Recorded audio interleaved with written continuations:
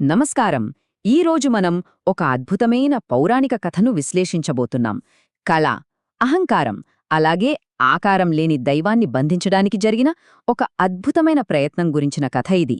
ఇది కేవలం ఒక చిన్న కథ మాత్రమే కాదు, మన మనసును ఎలా ఉంచుకోవాలి అనే దారిపై ఒక గొప్ప పాఠాన్ని కూడా నేర్పుతుంది.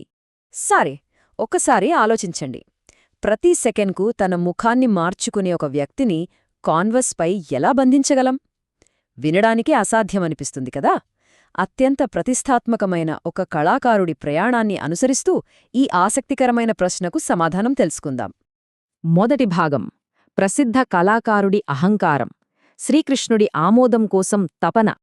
మన ఈ కథ దేశదేశాలు తిరిగి గొప్ప పేరు సంపాదించిన ఒక చిత్రకారుడితో మొదలవుతుంది. భగవంతునికి నిర్దిష్టమైన ఆకారం లేదు అనే ఒక గ్రంథం నుండి తీసుకున్న కథ ఇది. పిల్లలకు ఎంతో ఆసక్తిగా అనిపించే ఈ కథలో పెద్దలకు కూడా అర్థమయ్యే ఒక అద్భుతమైన వేదాంతం దాగి ఉంది. ఎన్నో విజయాలు సాధించిన ఆ కళాకారుడికి సాక్షాత్తు ఆ శ్రీకృష్ణుడి నుండి ప్రశంసలు పొందాలనే తీవ్రమైన కోరిక, అలాగే కొంచెం గర్వం కూడా ఉండేవి.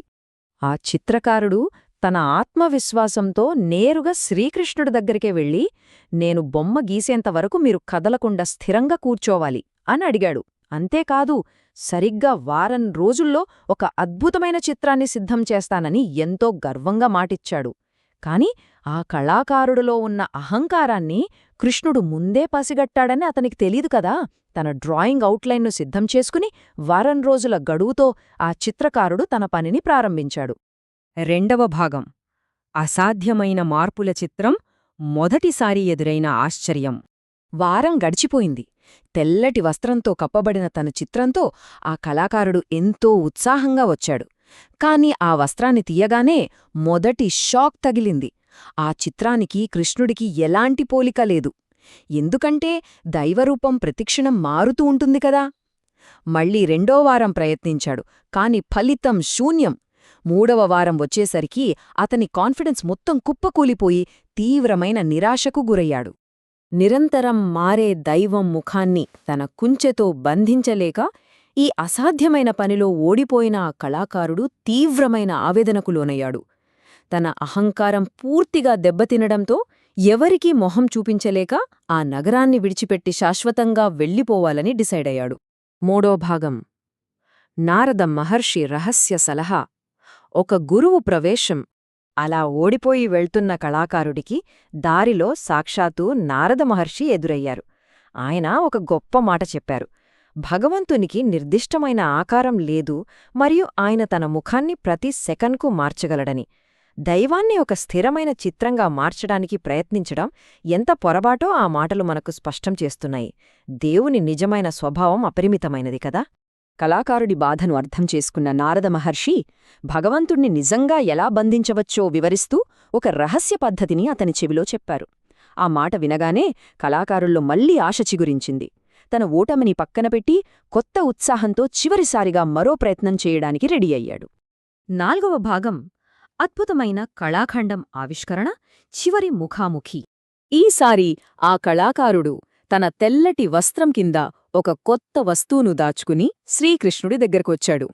ఎలాంటి భయం లేకుండా ధైర్యంగా కృష్ణుడితో ఇలా అన్నాడు, మీరు మీ రూపాన్ని ఎన్ని విధాలుగా మార్చుకున్నా సరే ఈ చిత్రం మాత్రం అచ్చం మీలాగే కనిపిస్తుంది. గతంలో కృష్ణుణ్ణి స్థిరంగా కూర్చోమని డిమాండ్ చేసిన దానికి ఇది పూర్తి విరుద్ధంగా ఉంది కదా.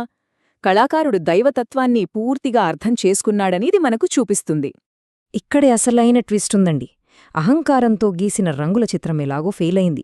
కాని ఆ తెల్లటి వస్త్రం తీసివేసినప్పుడు కృష్ణుడు అక్కడ చూసింది ఒక స్పష్టమైన అద్దాన్ని. ఆ అద్దం క్షణక్షణం మారుతున్న దైవరూపానికి తగినట్లుగా ఖచ్చితమైన మరియు అద్భుతమైన ప్రతిరూపాన్ని అందించింది. ఐదవ భాగం, నిజమైన దర్శనం, అద్భుత కళాఖండం వెనుక ఉన్న నీతి. ఆ అద్దం పెట్టడమనేది ఏదో తెలివైన ట్రిక్ కాదు. దేవుడో ఇలా ఉంటాడు లేదా అలా ఉంటాడు అని మన భౌతిక ఆలోచనలతో ఊహించడం తప్పు. భగవంతుణ్ణి కొన్ని లక్షణాలకు మాత్రమే పరిమితం చేయలేము. దేవుణ్ణి ఖచ్చితంగా వర్ణించడానికి మనం చేసే ఏ ప్రయత్నమైనా విఫలమవుతుందని ఈ కథ మనకు స్పష్టంగా చెబుతోంది. దైవత్వమనేది మన ఊహలకు అందనిది. మరి దైవాన్ని నిజంగా ఎలా చూడాలి? ఒక పెయింటర్లాగా కాకుండా ఒక స్వచ్ఛమైన అద్దంలాగా మన మనసును మార్చుకోవాలి. మన మనసును ప్రశాంతంగా, ఎలాంటి మలినం లేకుండా ఉంచుకోవాలి. అందులో స్వచ్ఛమైన ప్రేమను, భక్తిని నింపాలి.